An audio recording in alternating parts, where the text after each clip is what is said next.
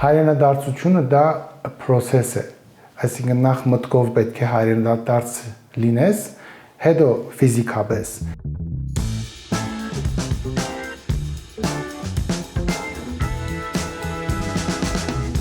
Ես ծնվել եմ Հորդանան, շատ քիչ եմ ապրել այնտեղ, հետո տեղափոխվել ենք Քուվեյթ, որտեղ իմ մանկությունը այնտեղ է եղել։ Տեղափոխվեցինք Կանադա, Մոնտրեալ, որտեղ ես կյանքի սկիզբները այնտեղ կերտեցի, ապրեցա նաև հենց Կանադայի արժեքները ներբեռնելով, այսինքն իմ առօրյաս, իմ դպրոցական կյանքը, իմ համայնքային կյանքը եւ հայկական եւ ոչ միայն եղել է Կանադայում 20 տարեկանից հայտարարեցին, որ մենք գալու ենք Հայաստան, գնալու ենք Հայաստան։ Արդեն անհավատալի իրականություն էր, որովհետեւ դեռ ոչ անկախ էր Հայաստան, դե երկրաշարժից հետո էր Հայաստանը մեր սրտերում էր, մենք շատ ակտիվ էինք Մոնտրեալում, շատ ակցիաներ էինք անում, դրամահավաքներ, օգնություն եւ այլն, շատ մոբիլիզացվեցինք ու Հայաստանը եղավ իմ կյանքի կենտրոնական ամենակարևորագույն հանգամանքներից, այսինքն ամեն ինչս դա պատտվում էր այդ դրա շուրջ։ Արդեն տարիներ էր անցել անկախությունից, 5-րդ տարեթարցն էր եւ մենք մասնակցեցինք մի երևի 30 երիտասարդներով ուսանողական այդ ուսանողական ակումբից ու գնացել էինք մեծ շքեղ պարահանդես նվիրված այդ 5-րդ տարեթարցին ու այնտեղ կենացներ, ուրախություն եւ այլն ու այնտեղ բոլորս իրար խոստացանք, որ 10 տարի հետո բոլորս Հայաստանում կլինենք։ Ուրեմն ես ու կինս լուրջ վերաբերվեցինք այս խոստումին, մենք տեղափոխվեցինք 2003 թվին եւ մինչեւ հիմա սպասում եմ, որ այդ 30-ից քոնե մի հոգի եւս տեղափոխվի։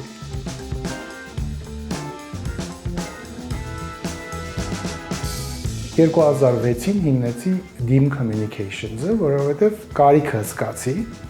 որ որակյալ ծառայություն մարքեթինգ PR ոլորտում գովազդային դեռ չկար եւ բանջը մեծ էր, բանջը շատ մեծ էր, նոր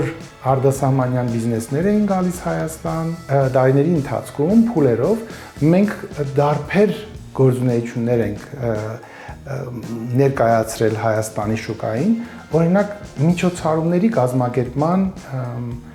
փորձը ինքը շատ վերջի րոպեին հապճեպ, ինչ-որ սենց արագի մեջ, մի քիչ ամաթոր, հա, սկզնակ ինչ-որ բաներով էր արվում, մենք դարձրեցինք լրիվ դպրոց, այդ աստիճանի, որ մենք արտասահմանյան արտիստներ եւ երաժիշտներ եւ այլն, որ հրավիրում էինք, դրա դիմաց իրենք ակնկալիքներ ունեին, այսինքն մենք մեզ ուժեղացրեցինք, պատրաստեցինք, ես իմ թիմը կարողացա բերել այդ մակարդակի, որ ասենք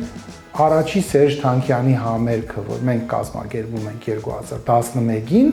մենք կարողանանք դա անենք միջազգային ստանդարտներով, որ մեր երկիրը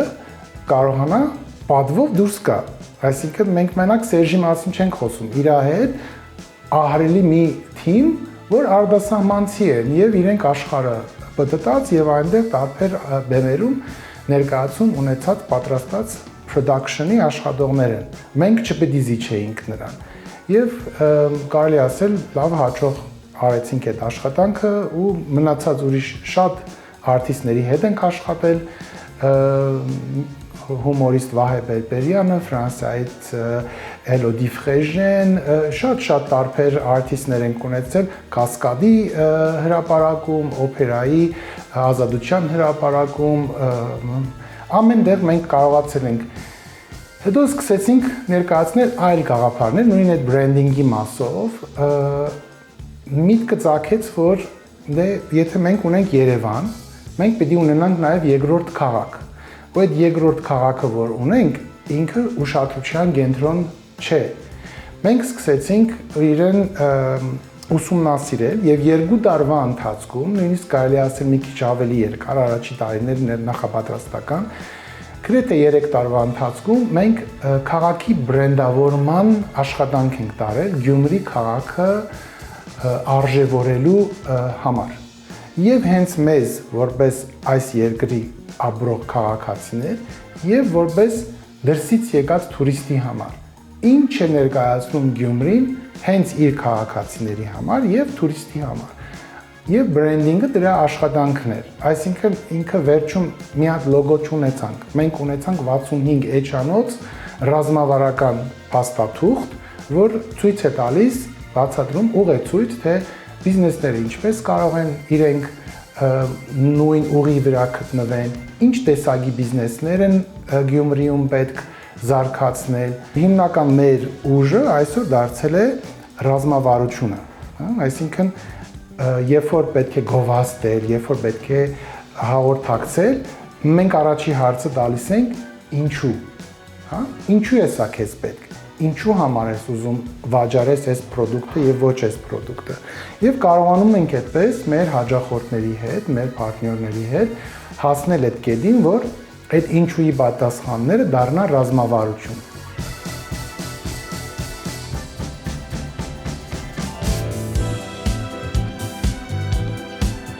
Ես երբ որ Հայաստան եկա, այդ նպատակներով չէի, որ ես բիզնես պիտի ստեղծեի։ Ես եկել էի Հայաստան բոլոր հնարավորություններ գտնելու, որ ստեղծեմ ինձ համար կյանք, իմ ընտանիքի համար միջավայր, որ կյանքի որակն է կարևորում։ Եվ հասկացա, որ ինչքան ճգուն է Հայաստանում բիզնես անելը, այսինքն ունենալ ճիշտ գործընկերներ, գտնել ճիշտ հաճախորդներ, կարողանում ես դու այդ բիզնեսը զարգացնես։ Միշտ հեշտ չի եղել։ Ես ունեցել եմ մեծ ցախողություններ, ու այդ ցախողությունները ինձ սովորացրել են, որ օքեյ, նորից չցախողեմ այսպես։ Գիտեք, առաջին ցախողությունից, եթե ես պետք էր որ լքեի ու գնայի, դա արդեն ոնց որ կյանքի իմաստը ինձ համար կորած կլիներ։ Շատերը ինձ հարցնում են, ինչու Հայաստան, ինչու ոչ ուրիշ երկիր կամ ինչու չմնացիր Կանադա, նորից կրկնեմ, որ կյանքի որակն էր կարևոր։ Կարող է ես նույն բիզնեսը Կանադայում էլ ստեղծեի, բայց արդյոք այդ նույն հաջողությունը կունենայի, արդյոք ես այնտեղ Սերժ Թանկյան կհանդիպեի, ես կամ, չգիտեմ, Շարլ Ազնավուրի հետ կուլիսներում զրույց կունենայի, արդյոք ես, չգիտեմ, Վահե Բերբերյանի հետ մտերիմ ընկեր կդառնայի, ու ասենք, չգիտեմ, այսպես շարունակ, հա։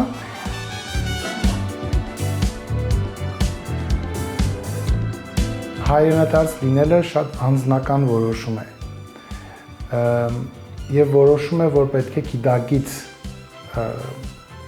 քայլերով արված լինի։ Ինքը մենակ էմոցիաների վրա չպետք է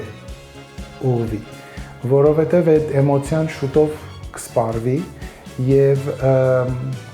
ամբողջ այդ երազանքը կփլուզվի։ Դու պետք է հասկանաս, որ